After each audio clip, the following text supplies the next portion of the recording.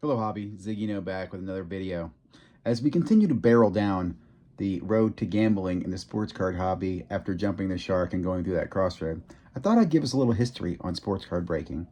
Actually, even ask some questions because there's a lot of spots I don't know the history, and I'm hoping you, the audience, can help fill me in. And I also want to wrap it up with just kind of reminding you of some of the things we're seeing in the sports card hobby as far as growth. And what I mean by that is Rizzo, Midwest Sports Cards, Little Pullman, Backyard Breaks, Cards HQ, Collectible King. I forget the other one. There's a local card shop near me in Herndon. All of those I've listed are all growing, adding another shop, expanding their breaking capabilities. A lot of growth in an industry where I've said I think the local card store space is a very risky space, but those businesses are doing well. They're thriving. People are investing. People are moving in, growing, building. So let's take a little trip down memory lane. This is inspired by, I was listening to Mama Breaks. She was talking to Jaspy, and the Jaspy guy talked about Breakers TV. And it reminded me of Breakers TV. And I'll be honest, I came into breaking, I want to say 2015, and I think Breakers TV was phasing out. And this is my blank spot. This is what I'm asking you, the audience, if you can fill me in. Why did they use Breakers TV back then? There was a reason for Breakers TV, which, by the way, is still available. You can go to breakers.tv, and it looks like Blowout and Steel City are on there. And that's why I remember using them, because I think those major distributors partnered or used Breakers TV. But if I'm not mistaken, there was a time when breaking came out where it was not allowed, or it was limited, or there was something that prohibited it from being on YouTube. I don't know if it was the amount of time you could upload, or the views, or YouTube blocked it, or something, but you could not use YouTube for breaks. And it wasn't, I think, to 2016, 17 that changed. And then Breakers started moving to YouTube. In fact, I started using Leighton a lot, Jaspy, and I remember them talking about them using YouTube breaks more. Excuse me. I also remember, again, very, very close community back then. I mean, there were, I would say, there were lots of little breakers, what I refer to as kitchen breakers, people who'd set up and break their own, hobby box. I did that with friends. We'd buy a hobby box, we'd split it 6 ways with some buddies, we'd, add cost on it and whatever. We'd split the good teams. That was very, very common in the, I guess, 15, 16, 17. But the official breakers were like Mojo and Platinum Breaks, which has been recent in the news, Jaspy's, Leighton.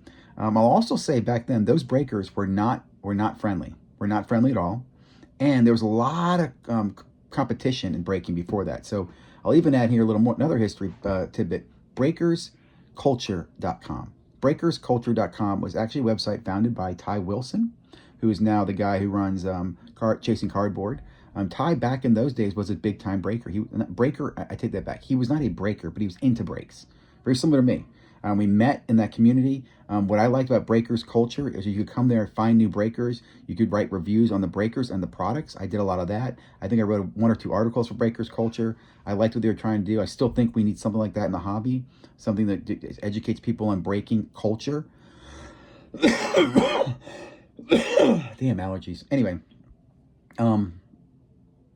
really exciting because I'll say back then, I'd say from 15 to 17, 18, the breaking community kind of settled. It kind of self-regulated itself. There were these key breakers.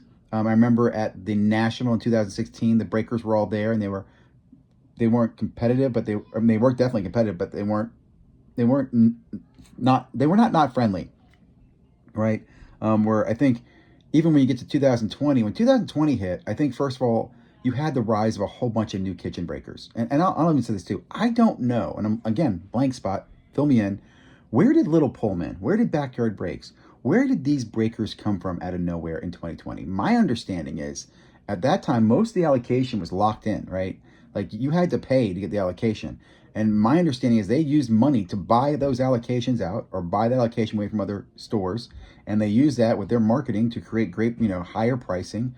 Because during the COVID era, you had less educated buyers and people spending a lot more money chasing stuff that they felt was going to go up in value. So that fueled the ability for these breakers to come into a market space that had pretty much been solidified. And what I mean by that, in my opinion, in 2019, if you wanted to become a breaker, it was very difficult to do that. You could be a kitchen breaker, but if you wanted to be an allocated breaker and compete against Leighton or Platinum or Jaspy's, it was going to take a lot to do that. You needed a lot of money. I think 2020 with the COVID thing, it wasn't, there was money, their pockets, I think there's cash flow, but I think what gave it was there was such a rise in the top end of the value what you could sell a break for.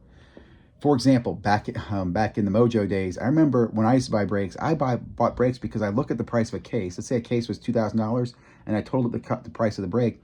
The brake normally was lower than the case price or about the same. Like breakers actually would sell to you under the case price because that was a value that, hey, we're giving you a good price. In fact, breakers would also look at the checklist, and if the team sucked, they wouldn't sell to you. They'd bundle it, right? So if the Thunder had no hits, they put the Thunder in with like the Lakers, right? They because again, they were selling value. You sold value back in there. It was a differentiator, right? There wasn't a lot of people taking the risk to go out and buy brakes, but if you were out there buying brakes, you wanted to buy good value and you wanted good customer service. Again, COVID hits, and any idiot can get online. And I think about when I laugh, I think about DAP Sports. I think it's a perfect example. I don't know what DAPS is doing. I see him at trade shows. He could be a multi-million-dollar drug trafficking, money laundering, sports card empire. I don't know. But he will tell you in one of his videos, he made $75,000 in one night breaking retail. The reason he was able to do that is because what you could charge on the upside, what you could have people chase, was so high because they could chase it knowing they could sell the Zion. They spent $100 buying, they spent $100 to get the Zion spot and a blaster brake, right? You see what I'm saying? $100 for a blaster brake, which is a $20 box. They'll spend $100 to get Zion because they could sell Zion for $600. That fueled that craze. And that brought all those new breakers in. And then since then, I believe we've had kind of this bastardization of braking. A lot of people come in and they have the flavor taste of backyard brakes. That's what they know. Or they've been on Whatnot. I think Whatnot has...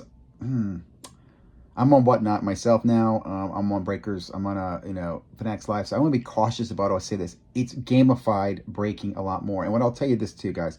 I don't I would not participate in some of the breaks that go on. Just not my thing. But I also know if I don't provide those to the audience, people don't want to participate. Like they want the auction wheel. And I can understand that. I can break that down in a whole video. It's part of it is breaking has allowed you to be competitive with each other as well. Almost like poker where you can compete against the other guy at the table, kind of show your big stack or, bluff them out or bravado plays, whatever. So I see that in breaking. Breaking is gambling, right? So you can see that behavior. But that I think needs to be self-managed, regulated. We need to look at that and how we're doing that, because I do believe you can't grow healthy if you leave no. What am I thinking about? When you think about crops, right? You till the crop, and sometimes you have to skip a season so the field can regenerate. You can't continue to plant in the same spot over and over and over. You're going to kill the soil. I'll leave it at that. But I'm positive in what I'm seeing because I think back to braking history, guys. Braking used to be very, very, very, very. There was no recourse at all. You bought from Breaker and he wanted to screw you. You had nothing you could do. You couldn't go to Dan the Card Man or AIH or anybody to flame him and to make him give it up or turn it back or rattle Pokemon. There were none of these activists out there, so you're pretty much hosed. There was no recourse. Also, I will say this too. I do know breakers ran into a lot of issues where people would do chargebacks and would run fake credit cards and buy stuff and then take it and ditch them. So again, we've come a long way. Today, it's a lot more secure, safer space. There's still a lot of risk. What I don't like is that we should not generalize that all breakers are the same. That's like saying every hobby is the same. There's dirty hobbyists in the hobby. If one hobbyist steals, you can tell me every hobbyist is a thief? No. Same with braking. And there's so many people in braking, guys, that do it one of two ways. It fuels their growth, their ability to grow their business. Like I mentioned, all these companies, Rizzo, Midwest, Little Pullman, Backyard, they're all braking companies, or they have braking as part of their business to grow their model. I mean, come on. I just think we need to look at, honestly, how we make it better, how we improve upon it. I think we need to go back to what breaker culture did. Provide a place where there could be reviews, where there could be follow-up. I'll give you a good example. I would love to see someone come out and almost do kind of a community audit of repacks, right? Sit in a repack where these guys do these repacks and they say the floor is $400 and you watch all the hits come out there, and they should sit there and do a check of comps and run the video later on. I don't see that ever really, like they set these floors that no one's paying attention to. Now you can't enforce it. You can't make the guy, well, your floor is $200. You said it's $400 and every card's comping at $200. At least you can bring visibility to that, right? I mean, I'm also a big fan of breaker pricing, breaker comp. And I'll even say this too. I have realized as a breaker myself that it's not as easy to just praise your brakes and compete on price. There's a lot of other things going there. I will tell you, my brakes are definitely on the higher end because we try to bundle in more value. Like for example, in Gilded, for example, some people were selling the auto spot for celebrities for like several $100 per case. It's a very, very rare hit to hit that. I didn't think that was fair to do that, so I put that cost into the 30 teams, and I set it as if anybody pulls, if we pull one of those rare cut autos, it would be random to everybody in the team, and each spot would get a shot at that. It's just an example of where market and each breaker tweaks and adjusts. Another thing I'll say real quickly while I'm on my rant. Breaker pricing is not what's listed. It really should be what's sold. We should look at the comps of what people are actually paying for teams. eBay used to do a good job of this. I could go look on eBay and see what the average price of the San Antonio Spurs were going for in a case of Prism, the Wemby Chase, or I could go check out Texans in a case of Prism, or NT, they had no autograph. But you see what I'm saying? I could check that out. I think you can still do that. It's not as easy as it used to be, and there's not as much of that data. Most of the data is controlled by, I think, whoever breakers are using. Before, it's like wide market. I'd love to see the breaking platform share their actual sold prices. What's the actual cost for the Atlanta Braves in Topps Gilded? How much is it on the average? Are people paying per box and per case to get that team? Love to know that, right? And I'd love to see them provide hit data too. What hits have been coming out? Not all the hits, but maybe top hits. Anyway, I could go on forever. As you can see, I'm very passionate, love breaking, and I wanted to start this with just kind of a questions on how did we get here? I'll leave this last thought. Breaking has been leading the industry in online selling. I mentioned Breaker TV. Twitch TV came out later on, right? And then you have Whatnot come out later, and you have Fanatics Live, and you have Loop, and you have Card Shop, whatever. All these different platforms really all going on the same vein of sports card breaking, collectability, Pokemon, Funko Pops. They all kind of help drive this market. It's crazy. It really is crazy. And I do think it will continue to drive the market in the future. So as we, go racing through that crossroad, jump that shark and head down forward gambling, I'm excited because I think the future's bright. Like, comment, subscribe. More great content coming, guys.